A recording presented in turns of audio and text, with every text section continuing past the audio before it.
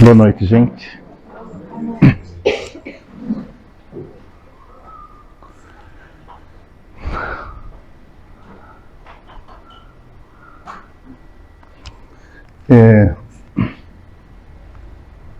Dia de Evangelho, sexta-feira. Então vamos, agradecer mesmo a Deus, Jesus, todos esses nossos irmãos espirituais que tanto nos auxiliam por mais essa oportunidade de entrar em contato com as verdades eternas, também receber aqui as vibrações de amor que tantos necessitamos para o nosso equilíbrio. E não agradecer só por hoje, agradecer por sempre, a oportunidade que a gente tem de conhecer essa doutrina maravilhosa, que faz milagre, faz eu estar falando aqui hoje aqui. É maravilhosa porque traz para nós as leis divinas, as verdades eternas, que tanto nos consolam, tanto nos esclarecem, que nos proporciona oportunidade de se equilibrar e continuar, porque a gente aprende que sem Jesus a gente nada pode. E a doutrina nos proporciona isso, não que as outras religiões não, mas quando nós, através dela, temos uma ideia melhor, temos um conhecimento, nos dá a oportunidade do conhecimento. A Raquel trouxe tão bem aqui no estudo passado o básico da doutrina, mas assim, nos traz conhecimento, uma ideia de Deus, esse Deus único, amoroso, um Pai que é todo justo, bom, que criou a tudo e a todos, criou o universo, criou a nós, que rege tudo com perfeição, com amor, já nos dá essa paz, essa esperança, essa tranquilidade. E quando eu falo criou a tudo e a todos, criou ao universo inteiro e criou a nós, espíritos imortais, seus filhos. Então nos deu a vida eterna, e junto com a vida eterna nos deu o universo todo, para que a gente, nessa vida eterna, possamos ir desfrutando dessas possibilidades infinitas. E aprendemos aqui que, como somos espíritos eternos, mas temos a oportunidade de caminhar para Deus. Para cada vez mais podemos ir nos valendo das possibilidades divinas e infinitas, E é isso a gente não consegue fazer de uma vez só. Então aqui a gente aprende com a reencarnação, que explica tudo, explica o Evangelho de Jesus, que nós já vivemos muitas vezes, e vamos viver inúmeras ainda. Nessa nossa jornada, que a gente vai caminhando para Deus, nesse nosso aprendizado espiritual. Então, mas Deus nos deu a vida eterna, nos deu o universo, deu todas as possibilidades. Jesus, Maria, esse Espírito, tudo. Essa revelação, a doutrina que é a terceira revelação, depois de Moisés e Jesus, e nos deu também a liberdade de escolher o que a gente faz. Só que nós é que temos que fazer. Nós temos que trabalhar o nosso progresso, o nosso esforço, Então, imaginando que a gente, pelo que a gente sabe aqui, a gente é espírito imperfeito, são 3 classes de espíritos, a gente está no começo, dos imperfeitos. Até chegar nos puros, tem uma outra no meio. E vivemos num mundo de prova e expiação, que é o segundo mundo ainda. Mal saímos do mundo primitivo, estamos no mundo de prova e expiação, ainda tem regeneração, mundo feliz, celestial. Então, a gente está mais ou menos no começo dessa jornada. Nós temos muito que aprender. Já aprendemos muito, sim, porque mas a gente já vive há milênios como seres humanos e incontáveis milênios como espíritos criados no mundo mineral, vegetal, enfim, animal. Se Deus nos deu a vida eterna e quer que a gente caminhe para Ele aprendendo, nos dá todas as oportunidades, cabe a nós, né, fazendo isso. Então, por isso que, e como a gente ainda está no começo, a gente tem muita coisa para aprender. Nós temos muita coisa para aperfeiçoar, para nos aproximar. A gente existe para nos ajustarmos às leis de Deus e nos aproximando dele. Isso que é procurar a felicidade. Porque a gente tem a ideia que o que é o nosso objetivo? Qual que é o significado da vida? Ser feliz. Sim, todo mundo quer ser feliz. Mas a gente procura a felicidade aqui e agora, sendo espíritos imperfeitos, no mundo material, com coisas imediatas. A gente vai conseguir as coisas, não vai conseguir. O que a doutrina nos ensina é que o objetivo principal de nós existirmos é caminharmos para Deus. E para caminharmos para Deus, né, o significado da vida é o que é? A gente entender por que a gente está aqui. A gente está aqui para quê? Não só aqui, como no mundo espiritual, em qualquer lugar sempre. Caminhar para Deus, para aprender. Por isso que se fala tanto na reforma íntima, né? A doutrina se fala em reforma íntima. É isso. A razão da gente existir agora e sempre é isso. A gente se melhorando. Se ajustar às leis de Deus. A gente fazer essa transformação moral. Para que a gente, se aproximando mais das leis de Deus, que são leis de amor, a gente vai tendo dias mais felizes. Então, se fala tanto em reforma íntima, então burilamento não é outra coisa senão a reforma íntima. Burilamento íntimo. Porque burilamento é esculpir, se moldar, se transformar, né? Melhorar. Chama burilamento, porque burilar vem de um instrumento que chama buril. Que não dá para ver, tipo um negocinho que é golpe de martelo, tem uma ponta de aço que vai cortando, vai esculpindo na madeira, no metal, no mineral, né? Ele esculpe. Então, a gente existe para que a gente, crescendo para Deus, a gente vai se moldando, se transformando, e nós temos que fazer. E isso nem sempre é tão fácil, né? Às vezes a martelada dói, o buril corta, a gente tem que ir tirando as imperfeições, os excessos. Eles dão uma imagem que o diamante, né? Quando é retirado da terra, aquela ganga toda, tem os cascalhos que envolve. Então ele é lapidado, é esculpido, para se tornar aquela joia preciosa, brilhante, né? E nós somos isso, essa joia. E a gente existe para se burilar. Então, por isso é tão importante esse tema, né? E esse tema está em todo lugar. Então, se é objetivo nosso, então está em todo lugar na doutrina, mas eu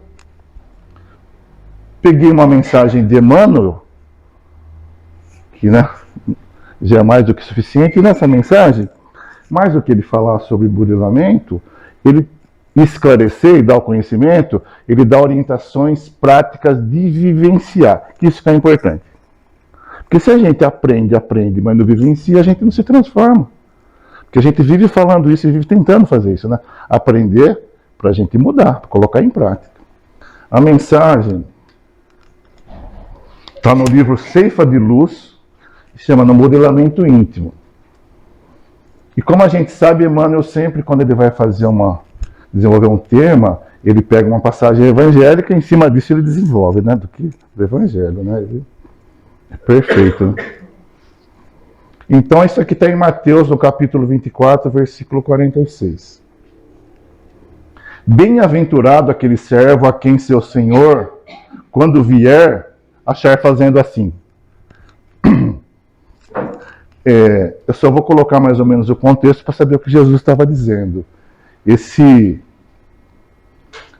Essa frase está no chamado sermão profético de Jesus, e nesse capítulo 24, né, que é Sinais dos Tempos, desde lá do versículo 1 até nesse 46, Jesus começa a falar que dos sinais dos tempos, que precisa estar preparado para quando o Filho do Homem vier, quando o Senhor vier, para todo mundo estar preparado. Porque num desses versículos ele fala assim que o chefe da casa nunca sabe quando o ladrão vai vir. Então ele tem que estar preparado, tem que estar atento. E no versículo 45, que é o anterior a esse, ele fala assim: e aquele servo a quem o Senhor encarregou de alimentar os demais? Como ele está? E aí ele já fala: bem-aventurado aquele a quem o Senhor, quando vier, achar fazendo assim. Ou seja, aquele que estiver cumprindo com aquilo que o Senhor encarregou, com a sua missão, com a sua atribuição. E em seguida ele fala assim: feliz, né, daquele que estiver fazendo assim, e o Senhor vos confiará todos os seus bens. Ou seja, vai dar uma condição melhor, vai dar coisas mais, vai dar tudo para eles. Mas ele fala também: mas ai daquele servo, né, que fala: ah, não, o Senhor não vem, não.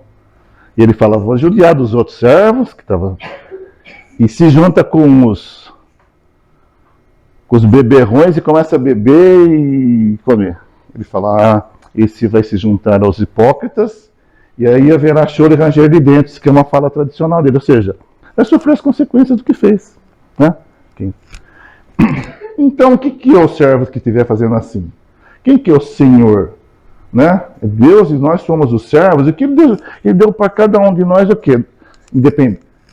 Cuidar do seu aprimoramento espiritual, da nossa transformação moral, do nosso burilamento íntimo.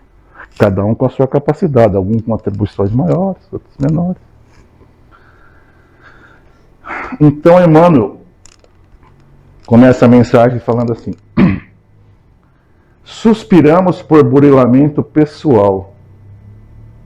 Entretanto, para atingi-lo, urge não esquecer as disciplinas que lhe antecedem a formação. A gente já sabe disso, que é isso, né? Quer fazer essa reforma íntima, quer ser melhor.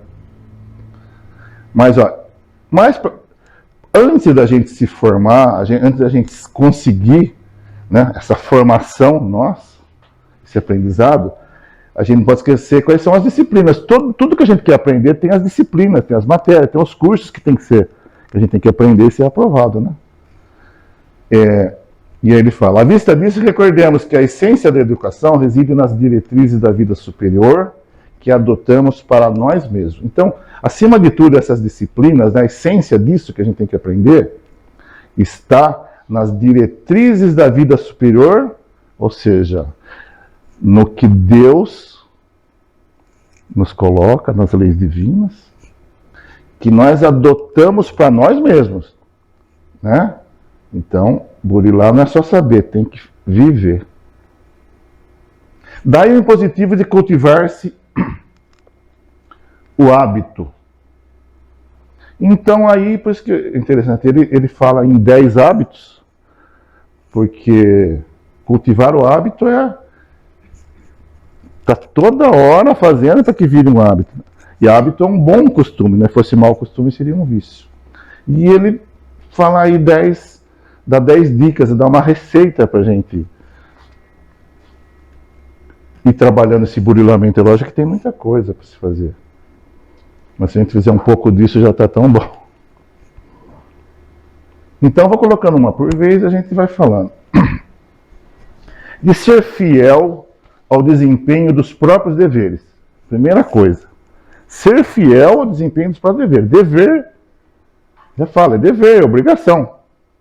É nosso, tem que fazer. É cumprir. Não sei, esqueci, não deu, aconteceu não sei o quê, passei para não sei quem. Não. Nossa, fazer, acabou, ponto. E por que ele colocou logo de cara isso, né? Ser fiel ao desempenho dos próprios deveres. Por quê? Porque é muito importante, porque quando a gente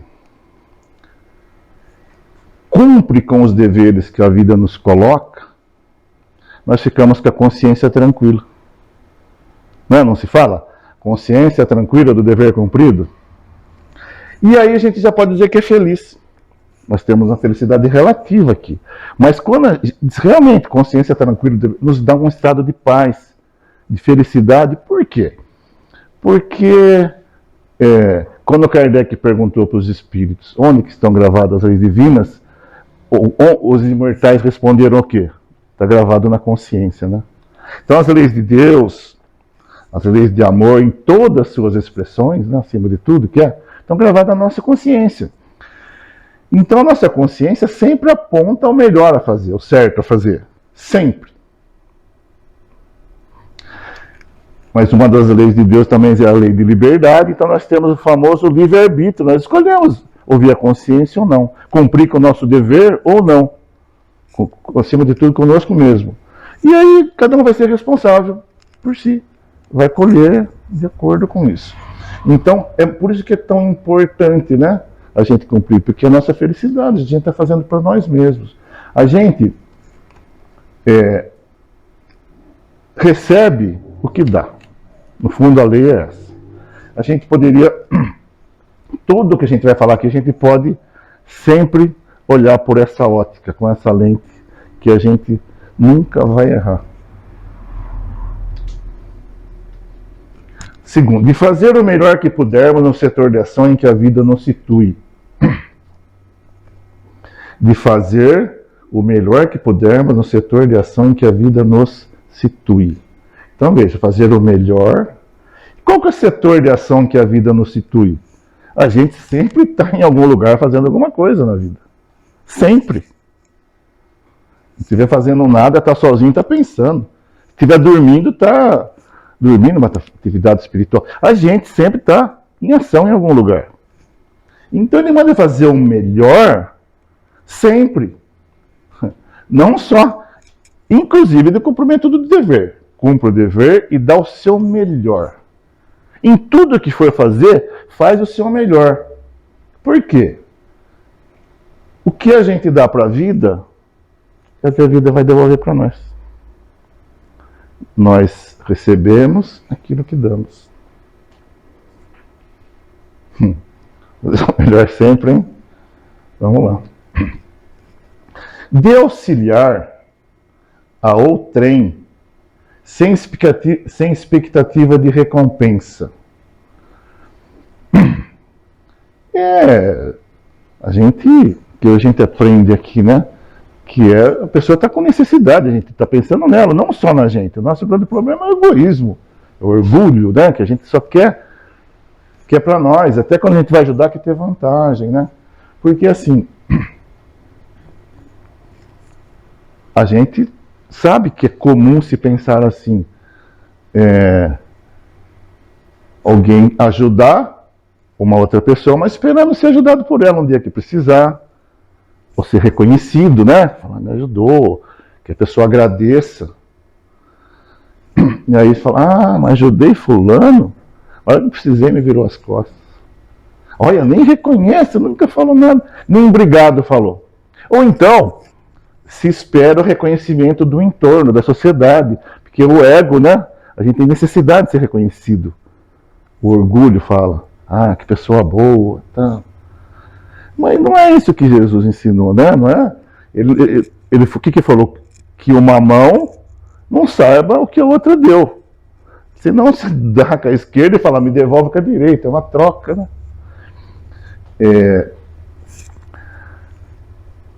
A recompensa, como Jesus também disse, né? Que quando a gente faz para ser visto, para ter recompensa das pessoas, do mundo, nós já recebemos a recompensa. Deus não deve mais nada para nós. Não porque Ele não vai dar, não porque somos nós que não conseguimos receber. Porque é bem lógico.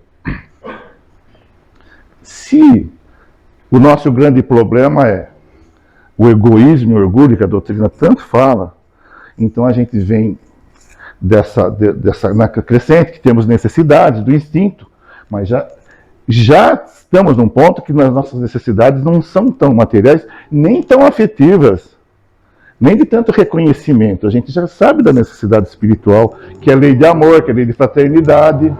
Então a gente tem muita necessidade. Então nosso trabalho é perceber que a gente não precisa de tanto. E quando tem alguém precisando mais, está em uma situação difícil, e a gente vai ajudar, a gente está pensando naquela pessoa. E por que a gente recebe? Quando a gente não quer recompensa, a gente recebe. Porque quando a gente está pensando no outro e sente a necessidade dele, sente compaixão, faz o movimento dele, esquece de você, nós estamos esquecendo do nosso orgulho, nós estamos esquecendo do nosso egoísmo. A gente está se libertando disso. Isso já é lei de Deus, você vê como é automático? Sem contar que vamos receber muito mais, porque a gente sempre sabe que, como Jesus disse, Deus nos recompensa aos cêntuplos. Né? A gente deve 100 paga 1, mas a gente faz 1 e recebe 100.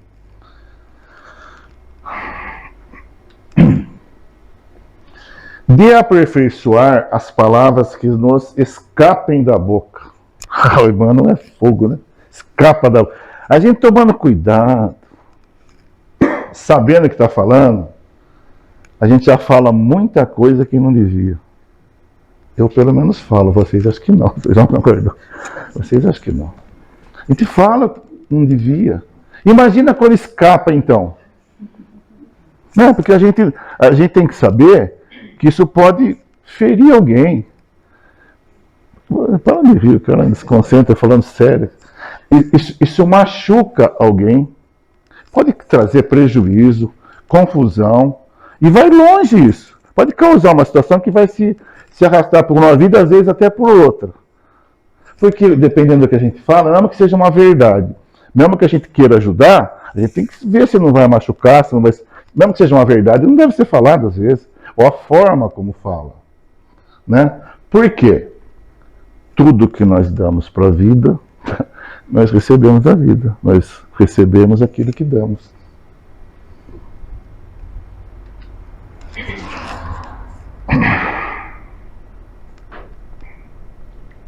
Então aqui, a gente aqui só está fazendo uma explanaçãozinha breve, e dentro da nossa pobreza de entendimento, mas isso aqui está lá no Ceifa de Luz, tá? Ele fala também de desculpar incondicionalmente quaisquer ofensas. Desculpar, perdoar. Incondicionalmente. Não tem condição. É desculpar sempre, seja lá qualquer ofensa, seja lá o que for, seja lá quem fez. É desculpar a tudo e a todos, sempre. Fácil? Isso eu não sei se é fácil. Ele está falando isso. Por quê? Porque nós damos e recebemos, nós recebemos o que nós damos. Então, acima de tudo, desculpar, perdoar, relevar, compreender, né, sempre. É uma atitude sempre em nosso favor. Os maiores beneficiados somos nós mesmos. Por quê? Falamos aqui já hoje, não precisava falar que nós somos espíritos imperfeitos, no mundo de provas e expiações. Todos somos imperfeitos, todos. E tem alguém aqui que é imperfeito e que não quer ser tolerado, não quer ser compreendido? Tem alguém que não? Não, né? Não, né, Lúdia? Todo mundo quer, né? Todos nós queremos, todos nós precisamos, então é pensar isso. Não é que Jesus falou? Faz para o outro o que você quer para você. Tudo bem. Não, a gente pode não conseguir cumprir, praticar isso, mas é simples de entender. É justo, né? No mínimo é justo. Se a gente perdoa, nós mesmos nos libertamos. Porque o amor liberta, sempre. O amor cura tudo. Então, senão a gente fica preso à mágoa, ao ressentimento, ao ódio. E nós ficamos escravos desse sentimento, que fica nos fazendo mal, nos desequilibrando, que já é tão difícil, né, nossa evolução, com tantas situações. Ficamos presos ao outro, que muitas vezes nem lembra, nem sabe o que fez. E ficamos presos até uma outra vida, até no futuro, para poder resolver isso. Quando tivermos a oportunidade de logo de cara nos libertar e desculpar. Porque quantas vezes não somos perdoados, compreendidos? Porque para perdoar, precisa compreender, a gente já tem essa compreensão. Né? Que tem umas que estão mais lá, outras mais aqui. Um dia eu ouvi aí, né, numa orientação, que tem muito mais espírito evoluído na frente nossa, que já passaram por nossa face, nos ajudando, nos dando a mão, dos que estão para trás. Só tem um mundo para trás, tem 4 para cima. E estão ajudando a gente. Dando a mão, compreendendo, tolerando, perdoando, com toda... não é difícil da gente entender isso. Então, tem uns que se esforçam mais para estudar o Evangelho e praticar, que é o que nós estamos tentando aqui, né? Mas tem uns que ainda não despertaram para isso, estão no seu ponto de evolução, vivem mais em função das coisas da matéria, do aqui, do agora. É uma questão da gente compreender, né? Para poder desculpar. De nunca prejudicar a quem quer que seja. Olha, os outros podem fazer o que quiser. E a gente perdoa, mas a gente não faz nada para ninguém. Vai falar, que negócio é esse, né? Porque tudo que a gente fizer que não for bom, que for prejuízo, seja para nós ou seja para qualquer pessoa, vai voltar para nós. A gente vai colher o que a gente planta. O que a gente planta. A gente sabe disso. O prejuízo é nosso. A gente está fazendo contra nós mesmos. Né? Então, assim, está atento. Muitas vezes, depois que fez, a gente é imperfeito, a gente vai perceber, mas a gente tenta consertar, vai atrás. Mas fica atento para não fazer isso, né? Porque o prejuízo vai ser nosso. Nós recebemos aquilo que damos.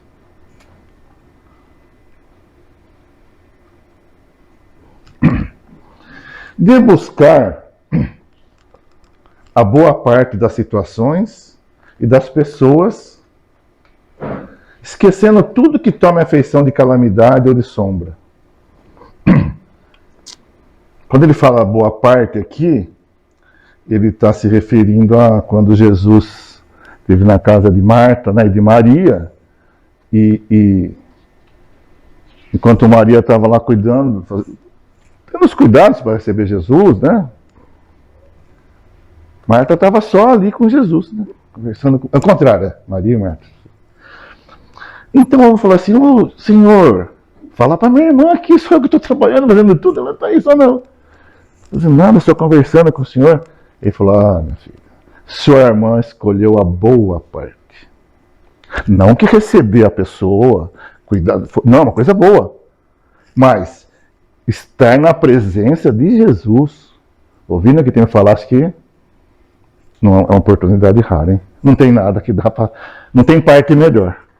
E ela estava aprendendo. Isso era mais importante. Então, assim, quando ele fala de buscar a boa parte, é buscar a parte melhor, né, das situações e das pessoas. E eu entendo que a parte melhor é sempre a parte espiritual. Não que fosse ruim o que ela estava fazendo, cuidando. Não que seja ruim a gente cuidar da parte material, a gente trabalha, desfruta, tem os prazeres, isso é bom. Mas se só isso, e da parte espiritual, a gente está olhando? Ou seja, a gente olhar o que tem de melhor, que é tudo o que acontece para nós é para o nosso bem. Deus é perfeito, é justo. Não cai uma folha sem que ele saiba. Né? Então, a gente tem que saber que tudo que acontece para nós é bom. Né? Então, seja qualquer situação, a pessoa que estiver na situação, a gente tem que olhar a boa parte, o que tem, ter essa visão, essa confiança de que é para o nosso aprendizado. Né? E esquecer tudo que pareça trágico, né? Calamidade, seja negativo, a parte ruim, a parte do sofrimento, da dor que essa situação traz. E ele fala aí, ó, em todas as situações e pessoas. Então é sempre. Nas horas boas, agradáveis, né? Qual que seria a boa parte, né? A gente tem que ver também, porque às vezes é uma situação agradável, né? Momentaneamente, fisicamente, de sensações, mas espiritualmente pode não ser boa. Ou pode ser uma coisa muito agradável mesmo, uma sensação boa, uma confraternização, uma alegria, uma felicidade. Agradecer isso, né? Olha que coisa boa que está acontecendo, agradecer a Deus. Enfim.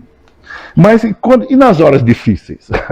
E a boa parte nas horas difíceis? A gente, Emmanuel disse que a gente precisa de ter serenidade para poder discernir, para poder entender. Tem que ter calma nas horas difíceis, para poder entender a luz do Evangelho, com o auxílio dos amigos de Jesus, o que está acontecendo, para a gente não tomar uma atitude precipitada, equivocada, para não complicar, para não deixar as coisas piores do que estão. E a gente faz isso. Porque a gente colhe o que planta. A gente recebe o que a gente dá. Então, nas horas difíceis, a boa parte é ter essa visão espiritual. Saber que tudo que a gente está passando é para o nosso aprendizado. Que a gente existe para isso. Né? A lei é essa. Recebemos o que damos. Se a gente dá amor, recebe amor. Então é o quê? Em qualquer situação, pensar, falar ou agir. E eles nos ensinam como Jesus faria. Você não vai conseguir, mas o que ele faria? Tentar fazer. Ou seja, de acordo com o Evangelho. O Evangelho está ensinando para a gente.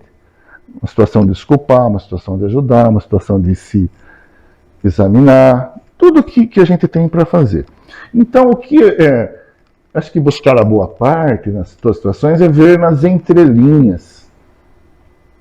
Não é olhar só assim o aspecto exterior, imediato. Quando exterior não é só assim, exterior porque é só do lado material, mas imediato, só dessa vida, do que está só aqui e agora. É olhar além disso, é uma visão interna, uma visão espiritual. O que eu posso aprender com isso? Porque a gente sempre vê isso, né? E todos nós já ouvimos que quando a gente tem uma dor, doença, uma situação difícil que a gente está falando, eles nos ensinam assim, que a gente deve pensar. O que essa dor está me ensinando? O que essa situação difícil está me ensinando? Está acontecendo porque eu fiz por onde? É para eu aprender alguma coisa com isso. Né? Então, é para a gente amadurecer sempre, para a gente crescer. Isso é olhar a boa parte. Porque a gente fica só com um olhar superficial, exterior do aqui e agora, a gente pode se revoltar, se entristecer e se desesperar. E aí, nessas emissões, com essas vibrações, a gente vai trair o quê? Vibrações, pensamentos e companhias do mesmo teor. Vai piorar. Né? Então, olhar a boa parte é ter otimismo, pensamento positivo. Que Deus está conosco, nós temos todo o apoio e é para o nosso bem que isso vai passar. Talvez demore mais quando a situação é difícil, mas a gente sabia disso.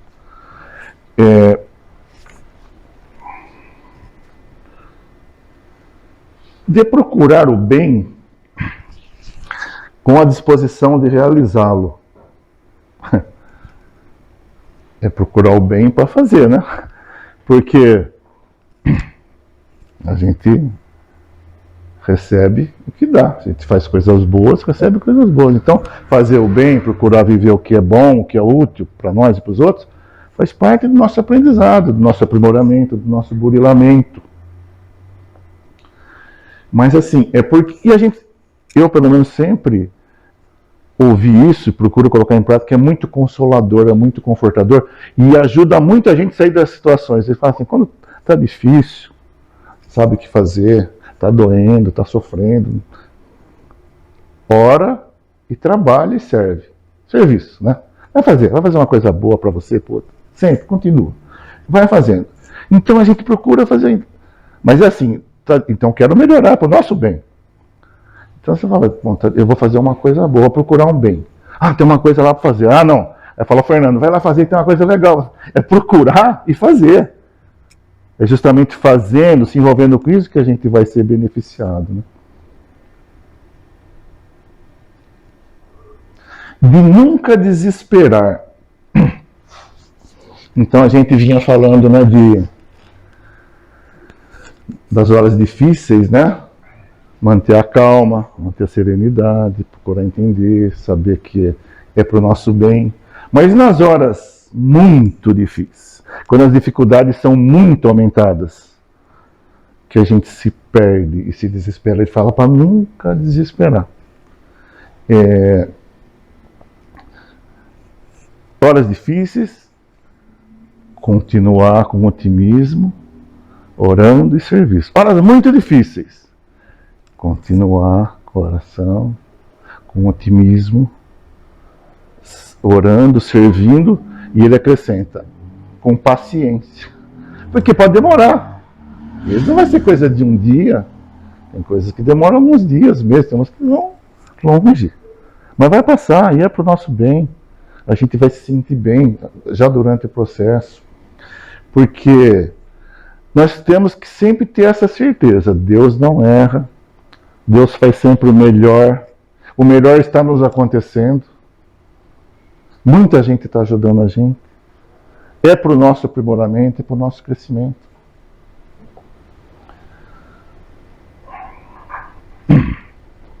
E aí na última ele fala assim, de que os outros, sejam quais forem, são nossos irmãos e filhos de Deus, constituindo conosco a família da humanidade.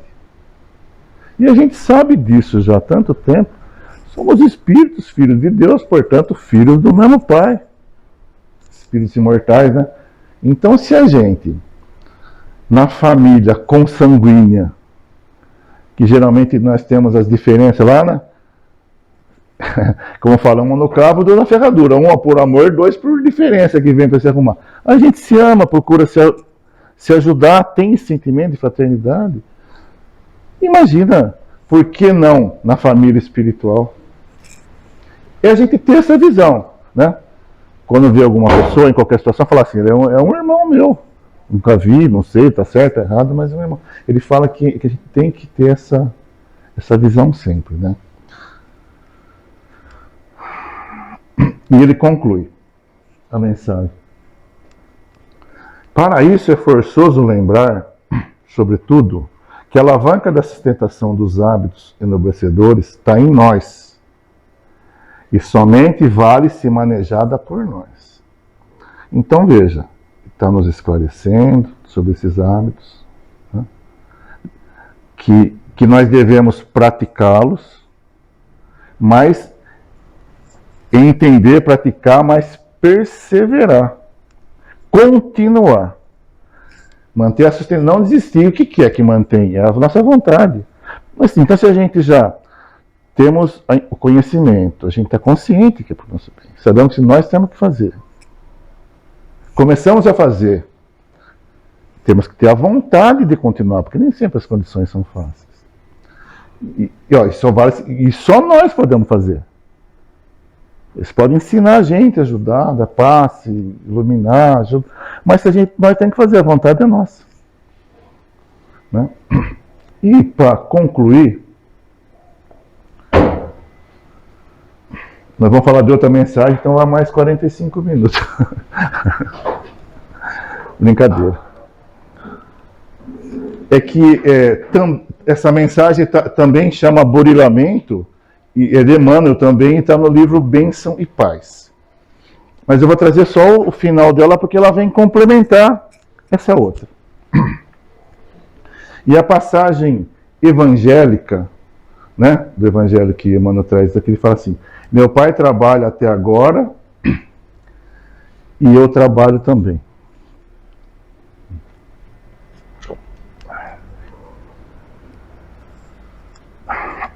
E nós, lógico, que se a gente fosse analisar tudo que ele falou, teríamos material para ver muita coisa. Mas basicamente, na mensagem, ele fala, porque a gente está falando de aprimoramento, ele fala do aprimoramento das outras pessoas. Porque você olha, o que o Evangelho ensina? Só eu quero me salvar? Justamente a gente salva através do sentimento de fraternidade, de amor, né? Querer para o outro que a gente quer para a gente. Então a gente também trabalha não só pelo nosso aprimoramento, como pelo outro. Como os outros nos ajudam, a gente ajuda aqueles que necessitam. E Emmanuel fala que assim, algumas vezes, a gente, pelos filhos, né, se dedica com muito amor, dá tudo, com carinho, dedicação, e o filho permanece revoltado, não responde, né? Não modifica. Pais que às vezes brigam coisa ou outra e os filhos fazem de tudo. Se mantém presente com muito amor, com dedicação, com carinho, com paciência. E a briga continua. Com companheiros, né? A pessoa doa uma vida, não só o coração, a dedicação, doa a vida para a pessoa, toda atenção. A vontade de que a pessoa se transforme e não acontece. Nos grupos, né, que a gente vive socialmente, no grupo religioso, no grupo de trabalho, em qualquer grupo, a pessoa dá a participação, quer que os outros se transformem, luta por muito tempo, e o resultado não vem. O que acontece? A gente desanima. Né? Porque a gente fazendo pra gente já fica difícil, às vezes desanima com a gente, né? Fazendo pro outro, que não dá, não vai. E aí Emmanuel só fala assim: continua, não desiste, continua com esse propósito de ajudar as pessoas a se aprimorarem moralmente como nós, nesse propósito de fraternidade, né? Não desista. E eu vou colocar só a última frase dele. Ele falou: por quê? Uma pergunta só dar-nos-á reconforto. Se Jesus há milênios trabalha por nós, para que tenhamos o pequenino clarão de conhecimento com que hoje tentamos dissipar as nossas sombras, que ainda trazemos, por que desanimar na obra de amparo aos que amamos, se apenas agora começamos a servir no terreno da luz? Está claro, né? Então, né, se Deus trabalha, Jesus trabalha por nós há milênios tentando, agora que nós temos um pequenino clarãozinho para tentar tirar a sombra que todos nós temos. Por que a gente vai desanimar? Você falou, se agora nós estamos começando, agora que começou a nossa vez, né, de fazer alguma coisa, não só Jesus, como tantos esses outros irmãos que estão fazendo por nós há tanto tempo. Então, porque o que a gente aprende, né, essa forma íntima, esse ajustamento às leis de Deus, essa conquista de um estado de paz, de felicidade maior que a gente tem que fazer, ela passa por essa análise nossa, essa vigilância de ver o quanto a gente é egoísta, quanto a gente é orgulhoso, quanto que a gente quer só pra gente, e sentir a necessidade do outro, fazer alguma coisa de coração pelo outro, ter fraternidade, fazer o que for possível. Tá bom, gente? Obrigado.